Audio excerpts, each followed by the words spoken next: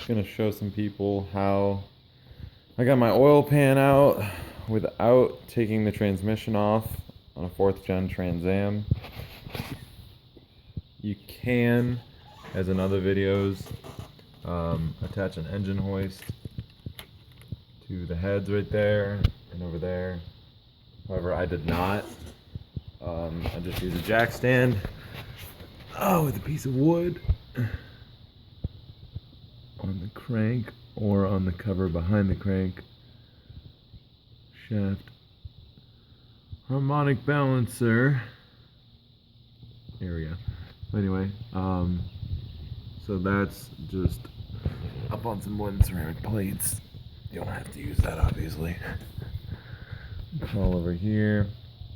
In a video that I watched, all he did was remove the 4 bolts in the subframe, the 4 bolts in the back of the subframe, and he did not mention that you also need to loosen this bolt just a little, not all the way, and the other side as well. Makes it a lot easier to just kind of push it down, because you don't want to put too much pressure on these lines right here. It'll rip them off. I mean, usually it won't, but if they're brittle, it could rip them right off.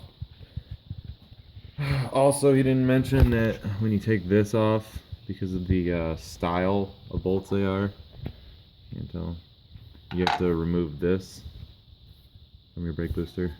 Pull it up. I just didn't remove this tire because I have a wheel stud that spins. I have to weld that in and take that out. I just didn't feel like doing it right now.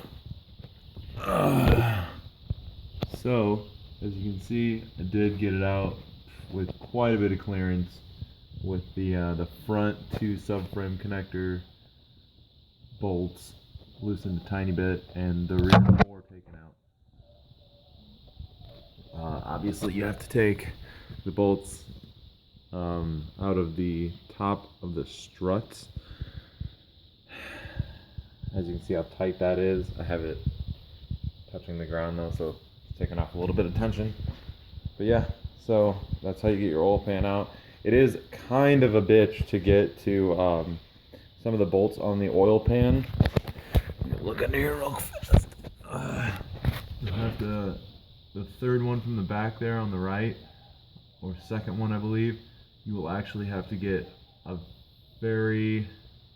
you'll have to lift the motor up quite a bit, like this, or have a very snug, small socket to get in there, or even like some sort of wrench to get in there. It's a 10 mil. But that one and on the other side is quite a pain in the ass, because you run out of clearance. But yeah, other than that, pretty easy. I took out the main bolt on the motor mount on this side, which was pretty easy, and then I took off, if I can get the picture in there, took off the 4 bolts on my solid motor mount. Obviously these are aftermarket, so it's pretty much the same thing on yours. But that's how that was done. Also, I took off, I know this isn't in sequence, so it's going to be a little frustrating, but I took off the front sway bar at the bolts right here and on the other side, mostly because when the sway bar link gets old, it's almost impossible to get it off without breaking it or cutting it off, or using like a PB blaster or something like that. But yeah, other than that, that's pretty much it. Pretty easy. I mean, it took me a couple days just because I ran into some kinks. A lot of those subframe bolts can get really, really rusted in there. So, I mean, it's pretty obvious you got to take off your belt, undo your battery. I had to take out the alternator to get to that 1 bolt for the motor mount. I mean, you don't need to. As you can see, there's my alternator. Don't have to take off any of the exhaust, that's completely separate.